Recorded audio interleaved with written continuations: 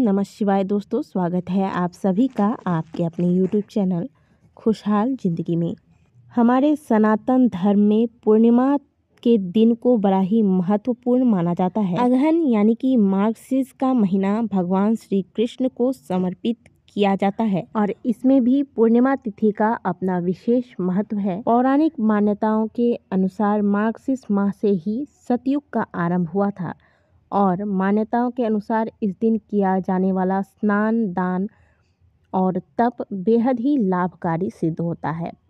इस दिन भगवान विष्णु तथा माता लक्ष्मी की पूजा अर्चना करने से विशेष कृपा की प्राप्ति होती है तथा इस दिन तुलसी के जड़ की मिट्टी से अथवा पवित्र नदी, सरोवर या कुंड में स्नान करना चाहिए। कहते हैं कि इस दिन किए जाने वाले दान का फल अन्य पूर्णिमा की तुलना में 32 गुना अधिक मिलता है, इसलिए इसे 32वीं पूर्णिमा भी कहा जाता है।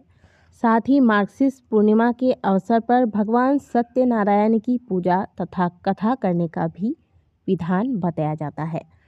उदिता तिथि के अनुसार मार्गशीर्ष पूर्णिमा का व्रत इस बार 7 दिसंबर को ही रखा जाएगा। मार्गशीर्ष पूर्णिमा की शुरुआत 7 दिसंबर को सुबह 8:01 पर होगी और इसका समापन 8 दिसंबर को प्रातःकाल 9:37 पर होगा। जो लोग भी व्रत रखते हैं, सत्यनारायण भगवान की पूजा करवाते हैं, हवन इत्यादि करवाते हैं, वह 7 दिसंबर को ही पूर्णिमा मानकर चलेंगे और जो लोग स्नान दान करते हैं यानी कि स्नान दान की पूर्णिमा आपको 8 दिसंबर को प्राप्त हो रही है।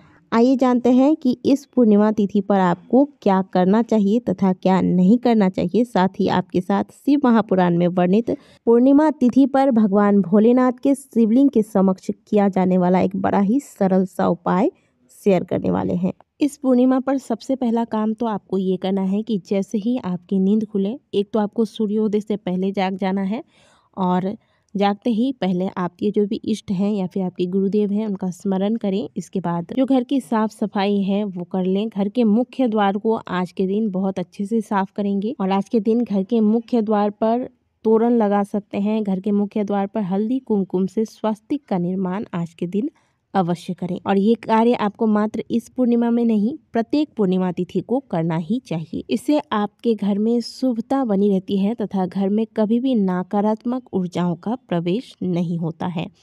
और इस स्वस्तिक को बनाने के लिए पहले आप स्नान करेंगे। स्नान करने के बाद जो भी आज के दिन आपको दान करना है, देखिए पूर्णिमा में दान का विशेष महत्व है, तो जो भी चीज़ें आपको दान करनी है स्नान करने के ठीक बाद वह दान आपको करना है। आप बहुत ज़्यादा कुछ दान नहीं कर सकते तो 11 रुपये, 21 रुपये ब्राह्मण के निमित्त आप निकाल कर रख दें।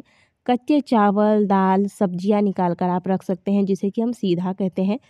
कहने का मतलब है अपने सामर्थ्य अनुसार कुछ न कुछ दान निकाल कर रखें। इसके बाद दरवाजे पर हल्दी कुमकुम से स्वस्तिक का निर्माण करें। देखिए स्वस्तिक स्वयं अपने आप में भगवान गणेश का ही स्वरूप माना जाता है, इसीलिए इसे स्नान करने के बाद पवित्र स्थान पर पवित्रता के साथ ही बनाना चाहिए। इसीलिए आपको कहा गया कि घर के मुख्य द्वार को अच्छे से पहले साफ कर, जिस दरवाजे पर मुख्य दरवाजे पर आप स्वस्तिक बनाएंगे उस दरवाजे को थोड़ा पोंछ लें, पोछा लगा लें। स्नान करने के बाद दान निकालें। पूरे घर में बाथरूम छोड़कर आप पूरे घर में गंगा जल का छिड़काव करें। इसके बाद घर के मुख्य द्वार पर हल्दी कुमकुम से स्वस्तिक का निर्माण करेंगे। इसके बाद जो भी आपको पूजा इत्यादि करना है घर में वो सारे कार्य आपको कर लेने चाहिए। भगवान श्री हरि विष्णु तथा माता लक्ष्मी की कोई संयुक्त फोटो है तो इनकी विधि पूर्वक पूजा अर्चना कीजिए। पुष्प, अक्षत, बिल्वपत्र, धूप, दीप, नैवेद्य इत्यादि इन्हें अर्पित कीजिए।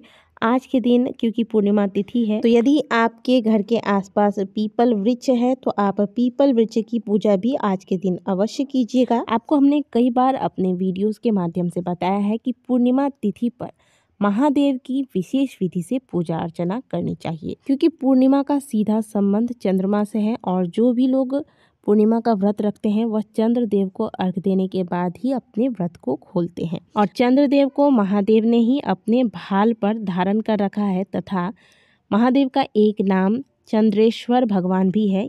चंद्रेश्वर यानी कि चंद्र के ईश्वर।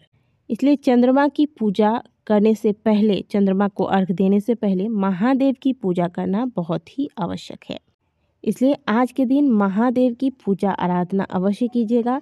भले 1 लोटा जल ही सही, आप आज के दिन महादेव को अवश्य अर्पित कीजिएगा।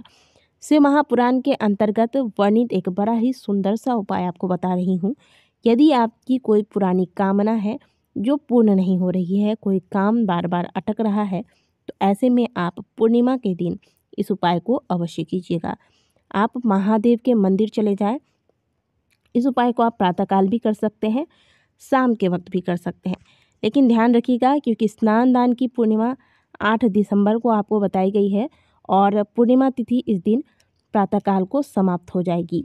तो बेहतर होगा कि इस उपाय को आप 7 दिसंबर को करें और अगर 8 दिसंबर को कर रहे हैं तो पूर्णिमा तिथि समाप्त होने से पहले कर लें।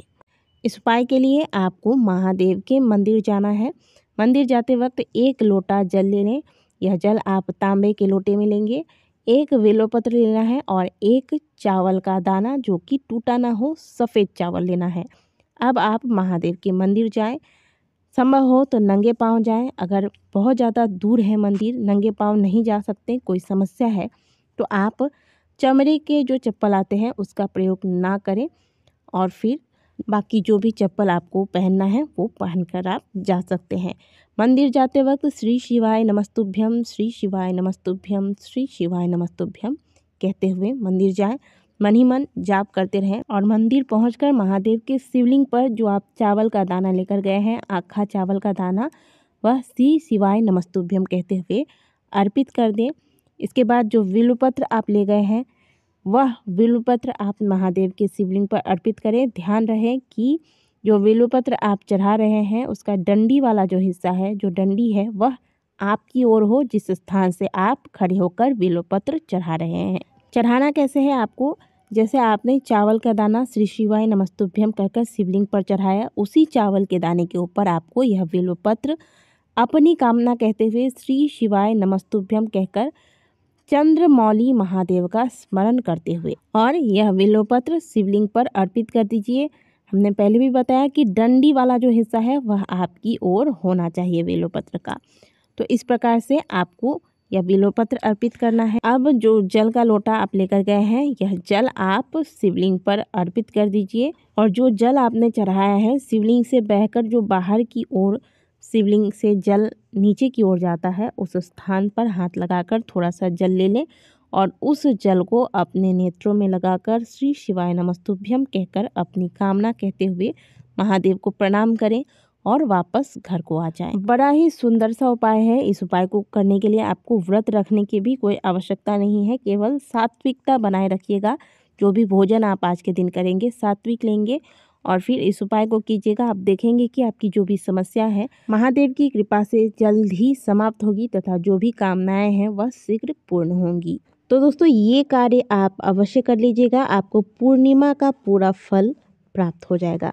आशा करते हैं कि दी गई जानकारी आपको अच्छी लगी होगी। वीडियो अच्छी लगी है तो वीडियो को लाइक कीजिएगा, कमेंट बॉक्स में हर हर महादेव अवश्य लिखिएगा। मिलते हैं आपसे अगले वीडियो में, तब तक के लिए ओम नमः शिवाय, हर हर महादेव।